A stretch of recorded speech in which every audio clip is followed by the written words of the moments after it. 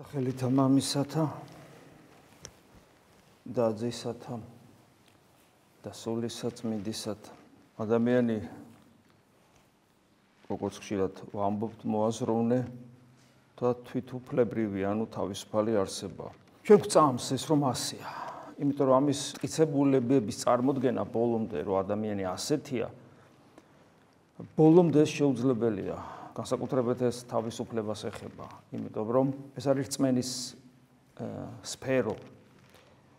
იმიტომ რომ არიან ადამიანები, რომელსაც არც ადამიანის თავისუფლების სჯერათ და არც განსაკუთრებულად მოაზროვნეობის თვლიან რა, რომ ადამიანი უბრალოდ განვითარებული პრიმატია, ანუ მაიმუნია. ბიოლოგიური არსებაა მხოლოდ და ბიოლოგიური არსების მიღმა ის არ არსებობს. შესაბამისად დეტერმინირებულია რადგან ბიოლოგიური არსებაა და შესაბამისად არც თავისუფლება აქვს და თავისუფლების არ მქონე მოაზროვნეც ვერ იქნება, ის უბრალოდ უკვე ინსტინქტებით მოქმედებს. ვიღაცებს ასე სჯერათ, ასე წამთ, თუმცა ართ მათ რწმენას აქვს მტკიცე არგუმენტები, თუ არგუმენტებზე მიდგა საქმე, ჩვენ ვფიქრობთ, რომ მტკიცე არგუმენტები სწორედ ჩვენ გვაქვს, მაგრამ ეს კიდევ ვიმეორებ, მაინც სოფხედელობითი საკითხია და რწმენის სფეროა. ჩვენ გვწამს რა, რომ ვართ გონიერნი, ანუ მოაზროვნენი, თვითუფლებრივნი, ანუ თავისუფალნი. ეს ნიშნავს იმას, რომ ჩვენ ვიცით ძალიან კარგად, თუ არ დავიყვანებით ჩვენს ბიოლოგიურ სხეულზე, ისე როგორც არ დავიყვანებით თითზე, თმის ღერზე, რაიმე ორგანოზე არ დავიყვანებით, ჩვენ გაცილებით მეტნი ვართ, ვიდრე გარეგანი თქვათ ჩვენი ფიზიკური სხეული. იმიტომ რომ ფიზიკურ სხეულს აი ეს თვისებები, რაც თქვით, მოაზროვნეობა და თავისუფლება ფიზიკურ სხეულს ვერ გააჩნია, არ შეიძლება მას გააჩნდეს. რა თქმა უნდა, მას აქვს ტვინი, მას აქვს გული, მას აქვს გარკვეული მისწრაფებები, მაგრამ ეს ცხოველსაც გააჩნია, ცხოველსაც გააჩნია ტვინი, რომელთაც ის ორიენტირებს სამყაროში, ცხოველსაც გააჩნია ინსტინქტები, გარკვეული მისწრაფებები, მაგრამ ჩვენ ცხოველზე ვერ ვიტყვით, ჩვენ კი არა ვერ იტყვის, რომ ცხოველი არის მოაზროვნე და ცხოველი არის თავისუფალი. ანუ ეს არ არის ხორცის თვისებები, არამედ ეს არის ჩვენი სულის თვისება და ადამიანი ორი სუბსტანციისგან შედგება, ვიცით, ეს არის ხორცი და სული, ადამიანს აქვს გონიერი სული, ესე ვთქვათ. და რა თქმა უნდა, პლუს ამას ემატება ისიც, რომ ადამიანში კიდე საღვთო მადლია, აი ღვთისმსხვილთასაც უწოდებთ საღვთო მადლია, რომლის გარეშეც ადამიანი არ არის და ადამიანისათვის ბუნებრივია იცხოვროს ღვთის ხატებისაებ და მსგავსებისაებ, როგორც გონიერ და თავისუფალ არსებას შეეფერება და თუ ადამიანი არ ცხოვრობს როგორც მოაზროვნე და როგორც თავისუფალი არსება, რომელიც თავის მოაზროვნეობას, რატომიაც ადამიანს აზროვნების უნარი და თავისუფლება, იმიტომ რომ ცხოველზე უფრო დახვეწილად სიამოვნოს და ეშმაკს გაუსწროს მზაკრობაში. რა თქმა უნდა, ამისთვის არ მეცემია. ადამიანს თავისუფლება, თვითუფლებრივი და მოაზროვნე სული, მოდი ასე ვთქვათ, განმაზოგადოთ, თვითუფლებრივი და მოაზროვნე გონება, იმიტომ მიეცა, რომ ამ უნარებით, რომელიც ღმერთისგან მინიჭებულია და ბიოლოგიურ არსებას ეს არ შეიძლება ჰქონდეს, ეს ღმერთისგან მინიჭებულია, მან შეიმეცნოს ღმერთი მასთან იყოს მარადისობაში. მისი შვილი სტატუსით, მადლის ღმერთობით, აი ასე ვთქვათ. ამისთვის მიეცა. და როცა ადამიანი ამას არ იყენებს, მაშინ ადამიანი ბუნების საწინააღმდეგოდ ცხოვრობს, იმიტომ რომ ადამიანი ბუნებით არ არის განვითარებული პრიმატი. ადამიანი ადამიანია და მაიმუნი მაიმუნია. შესაბამისად, ადამიანი როგორც ღვთის ხატება და მსგავსება, მისი ბუნება სხვა არის და მაიმუნის და ცხოველის ბუნება სხვა არის.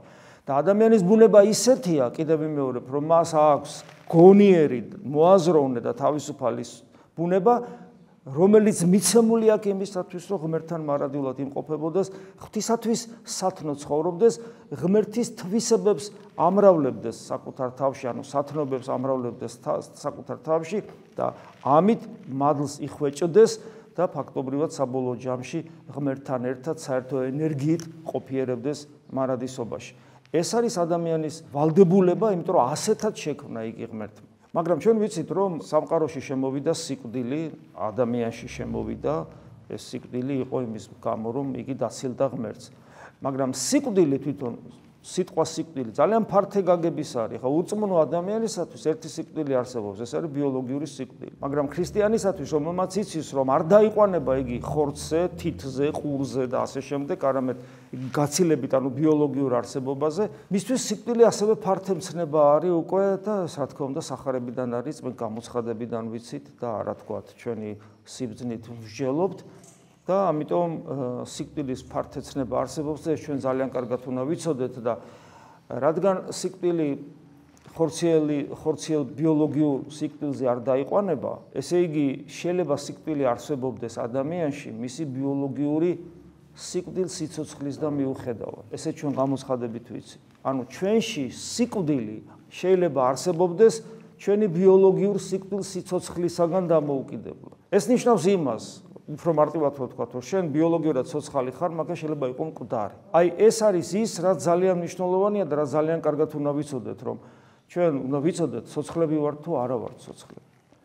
და ადამიანური სიცოცხლე, რომელიც ბიოლოგიურ სიკვდილზე არ დაიყვანება, ადამიანური სიცოცხლე გარკვეულ თვისებებს ატარებს. ის როგორც ბიოლოგიური სიცოცხლე გარკვეულ თვისებებს ატარებს. ბიოლოგიურად ცოცხალი როცა ხარ, შენ ხედავ, სუნთქავ, ენერგიას იღებ, ენერგიას გასცემ, სინათლეს ხედავ. ხოლო სულიერი სიცოცხლე, ანუ ნამდვილი სიცოცხლე, უფრო მეტად ნამდვილი სიცოცხლე, იმიტომ რომ საბოლოო ჯამში ცოცხალი ადამიანი ორივეს ნიშნავს, იმიტომ რომ ქრისტე აღდგა ხორცში, ხო? და ჩვენ ქრისტესნი ვართ და ქრისტეს მსგავსად უნდა გავაგზავნოთ ყოფიერება, ხოლო ნამდვილი სიცოცხლის ნიშანი ეს არის ნამდვილი სულის მიერ ნამდვილი სიცოცხლის შემეცნების უნარი, ღმერთის დანახვის უნარი, რომელიც იწყება იმით, რომ თუ ადამიანი ცოცხალია, მას აქვს მოთხოვნილება, რომ ღმერთი ეძებოს და ღმერთთან კავშირი გქონდეს. და თუ ეს არის ნამდვილი სიცოცხლე, ანუ თუ ნამდვილი სიცოცხლეა, რომ ადამიანი სიცოცხლის წყაროს, ყოფიერების წყაროს,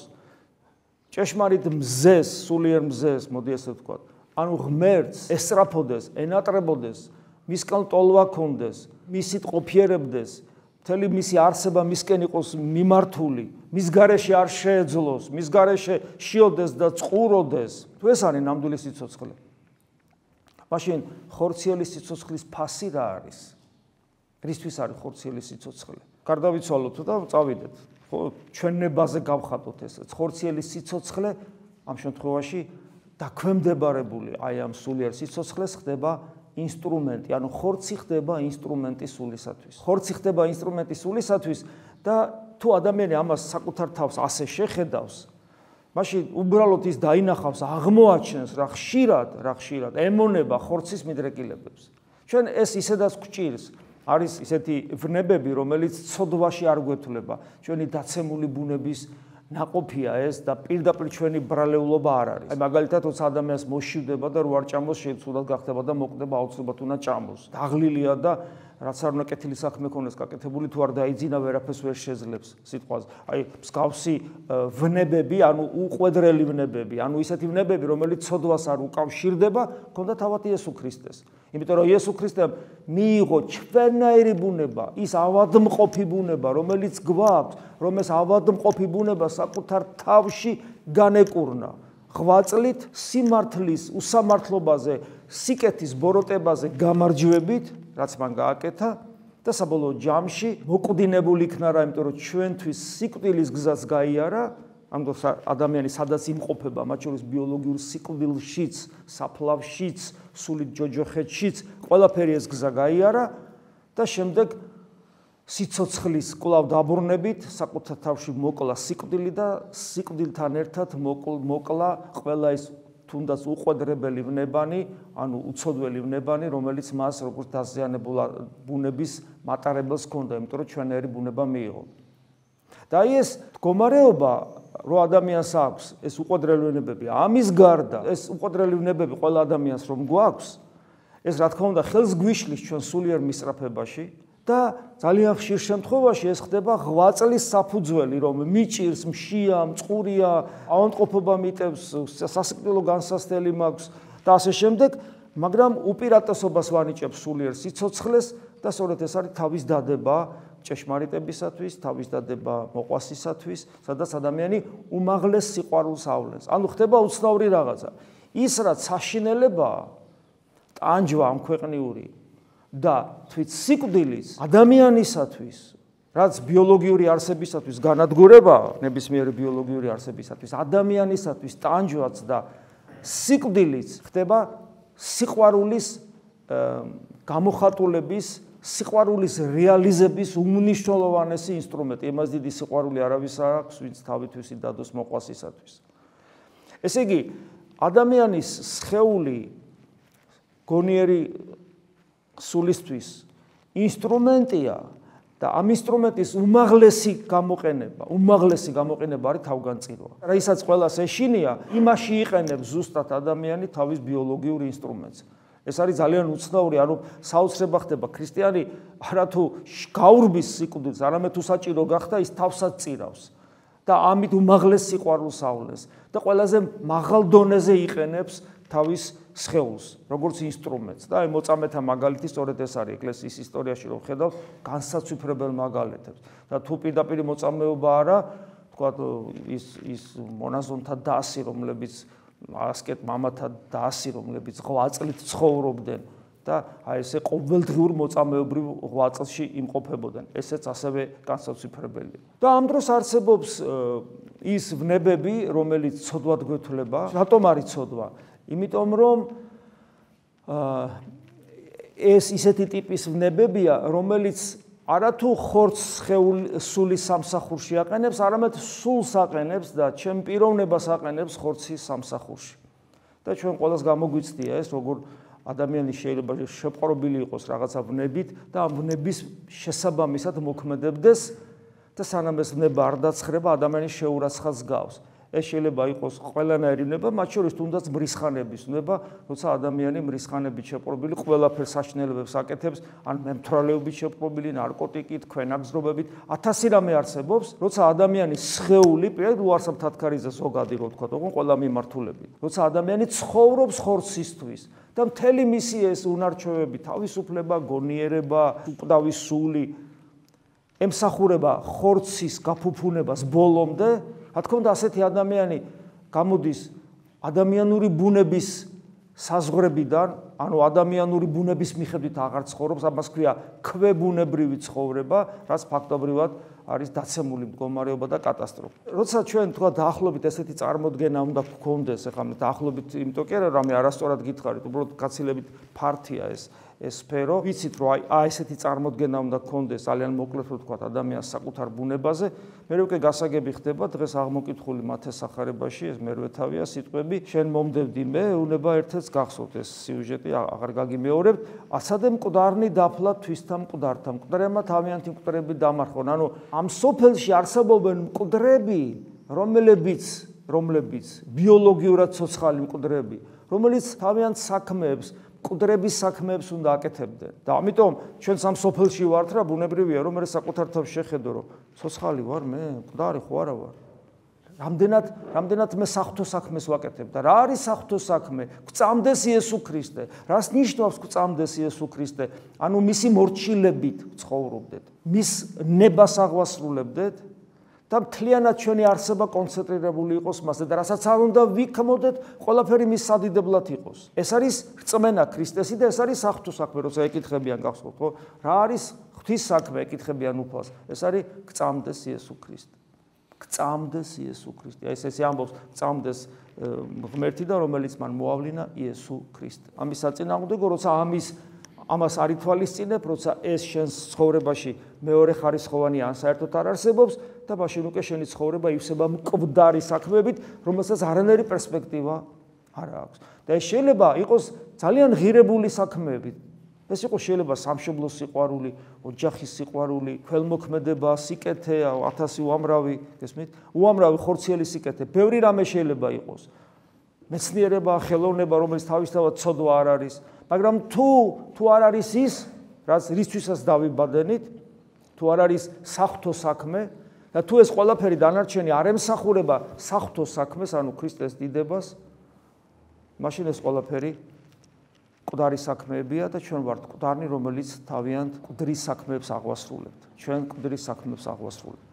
და აი მე პავლე მოციქულის გვეუბნება რომელთა მიმართ ეპისტოლეში, რომ როგორ გვეუბნება თქვენ მკვდრებად შერაცხენით თავი ცოდვისათვის აქ კიდევ ერთი გაგება სიკვდილისა პავლე მოციქული მეუბნება რომ შეუნდა ჩათვალო რომ მკვდარი ხარ ქრისტესა ვარ მკვდარი ცოდვისათვის ხარ მკვდარი ცოდვა აი როგორც მზისადმი უგზნობელობა ნიშნავს ხორციელ სიკვდილს ღმერთისადმი უგზნობელობა ნიშნავს სულიერ სიკვდილს ეს ორი ტიპის სიკვდილი არსებობს კიდევ ერთი სიკვდილი ცოდვისადმი უგზნობელობა არის სათნოება ცოდვისადმი უგზნობელობა და ეს ნიშნავს რომ ხარ ცოცხალი ღვთისათვის ანუ თქვენ შერაცხენით მკვდრებად თავი ცოდვისათვის და შესაბამისად უკვე ცოცხლებად ღვთისათვის ქრისტე იესოს მიერ აი საკუთარ თავი ჯვარს ვაცვი და სოფელი ჩემ და მოჯვარცმულმა და მე სოფლისადმი როცა ცოდვასა და ჩემ შორის ანუ ამას სოფლსა და ჩემ შორის ჯვარი დგას რომელზეც კვდება ცოდვა ვნებები კვდება აი ეს არის და მე მკვდარი ვარ ამ კუთხით რა თქმა უნდა ჩვენ არც ერთი არა ვართ მკვდარი ცოდვისათვის რა თქმა უნდა ეს არის სრული განხთობილი მდგომარეობა აი ალბათ აი გრიგო ხასტელი მახსენდება ხო ღვთისახელს ამბობს და ამოანათებს ეს წარმოუდგენელია რომ მაშინ რამე ვნება ყოფილიყო ნუ ასე ვამბობთ ადამიანურად იმიტომ რომ სანამ ადამიანი ხორჩია ყოველთვის არსებობს რაღაც თეორიული საშიშროება ცოდვის მასში არსებობისა მაგრამ აი რასაც ვკითხულობ მის ცხოვრებაში ეს იყო აი დედამიწაზე სრულად განხთობილი ადამიანის ეს მდგომარეობა არის განსაცვიფრებელი მდგომარეობა როცა მართლაც მკვდარია ცოდვისათვის და მე გვაფრთხილებს რომ ესე გზა მე აქამდე როგორ მივიდეთ ხო ეს ხო ნიშნავს რომ ჩვენ უნდა ავმოძრავდეთ ამ მიმართულებით ხო ახوار შეიძლება რაღაც მე ვერ მივახწევ ამიტომ ჩემი საქმე არ არის და მე პავლე მოციქული გვეუბნება რომ ნუ მისცემთ თქვენს ასოებს ანუ სხეულის ორგანოებს ანუ სხეულს ნუ მისცემთ თქვენს ასოებს ცოდვას უსამართლობის საჭურველად როგორც კი შენ ამსახურებ შენ სხეულს ცოდვაში ის უსამართლობის იარაღად უსამართლობის იარაღ ეს შეიძლება იყოს ენა ეს შეიძლება იყოს გული არაჯანსაღი ემოციები ენა როცა ადამიანზე ცუდს ამბობ იგესლებით სამებ და ასე შემდეგ ეს შეიძლება იყოს ტვინის ფუნქცია როცა ადამიანი მზაკრულ ლოგიკურ სქემებს აყალიბებს როგორ მოუღოს ბოლოს სხვა ადამიანს და ასე შემდეგ და რა თქმა უნდა იყოს ხელი რომელთაც მოკლავს და რა ვიცი ასე შემდეგ და ნუ მისცემთ თქვენს ასოებს ეს პირველი რაც უნდა გავაკეთოთ ეს არის ის რომ ყოველთვის ვაკონტროლოთ საკუთარი თავი რაში ვიყენებ მე ჩემს სხეულს აი ჩვენ ხო მაგალითად თუ ადამიანი თლად სულელი არ არის ვიცის რომ კუჭი როგორ გამოიყენოს და გემოთ მოყარეობა ანუ ის რაც ყველაფერი ეგემრიელება ყველაფერს მუცელში არ იყრის და რაც მუცელს ავსებს ასევე ყველაფერს მუცელში არ იყრის მან იცის რომ რა იჭმევა რა არ იჭმევა ხო ეს მეტაკლებად იმიტომ რომ არ შეიძლება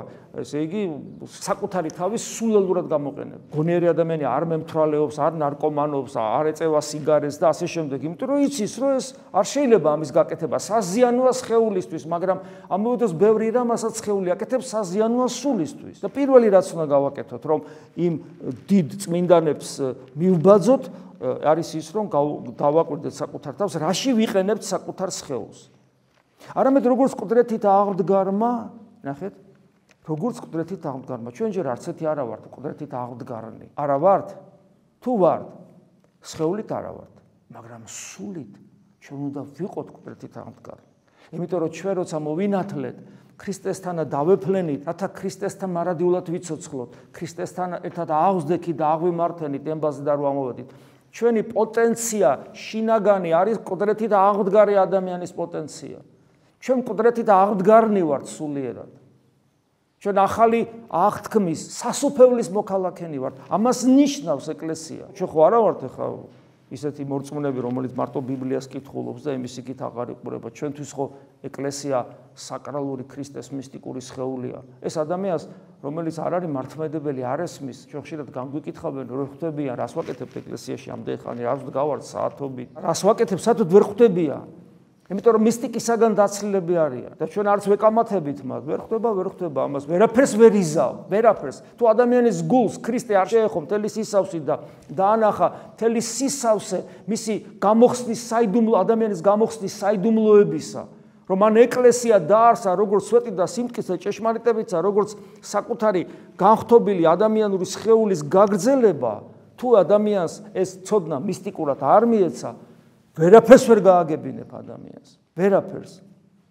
თუმცა აქ ჩვენ გვაქვს ქართველებს გვაქვს ძალიან მნიშვნელოვანი რაღაც ესე ბონუსივით, როგორ სხვა სიტყვა რა გამოვიყენო უკაცრავად ამ ტექნიკური ტერმინისთვის, რომ ჩვენი წინაპრები კვდებოდნენ მართლმადიდებელი ეკლესიისთვის და თუ ოდნავ მაინც გული გითბება წინაპრების საფლავების მიმართ, ასე გულგრილად ვერ გადააგდებ მართლმადიდებლობას და ჯერ გამოიძიებ რა არის მართლმადიდებლობა. მე მახსოვს ერთ-ერთი სექტანტი იყო, რომელსაც ეგონა რომ მთელი ჩვენი მსახურება იყო რაღაცა კერძმსახურება.